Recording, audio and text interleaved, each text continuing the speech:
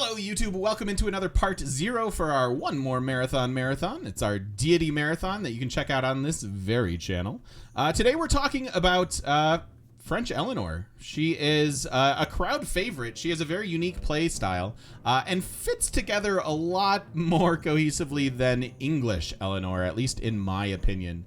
So we have the same Court of Love ability, which allows us to loyalty flip cities with Great Works. So Great Works in Eleanor's cities each cause -1 loyalty per turn in foreign cities within 9 tiles.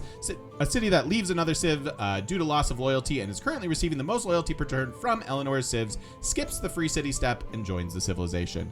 So you get the ability to stack a bunch of Great Works in a city and then loyalty flip your opponents. It's an incredibly powerful ability, and you can honestly dominate the entire map through this strategy. It takes some micromanaging, it takes some clever city planning, but it's a really powerful ability. Now you'll have to pay attention to who's in your game and what kind of eras they're in. You're going to want to build your cities nice and big, and do all sorts of whatever else you can to maximize your loyalty and punish theirs, right? Because you still need to flip them out of here, which is a thing.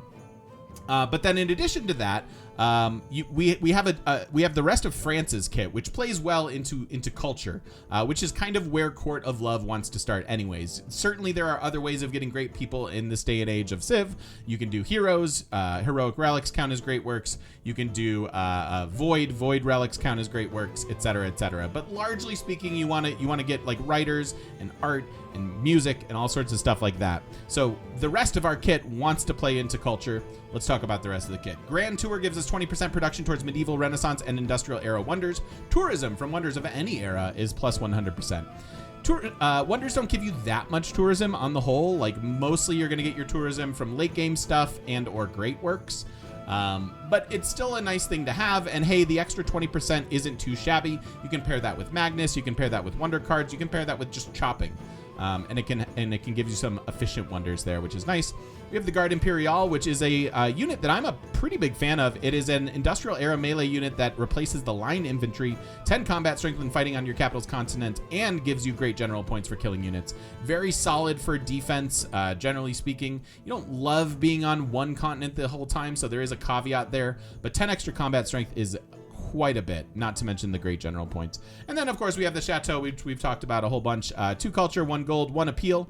1 culture for each adjacent wonder, becomes +2 after flight. 2 gold if on a tile containing a river edge. Gives you tourism and culture after researching flight. Must be placed adjacent to a bonus or luxury resource. Can't be built next to another one. Anytime you have an appeal based or a tourism based tile improvement, it is very good for your ability to do tourism based victories. You get to make parks or seaside resorts better with the extra appeal from this, not to mention get tourism itself once we're at flight. So all of this makes French Eleanor quite a cultural powerhouse, and a pretty unique one in that you can just sort of steal cities from your opponents.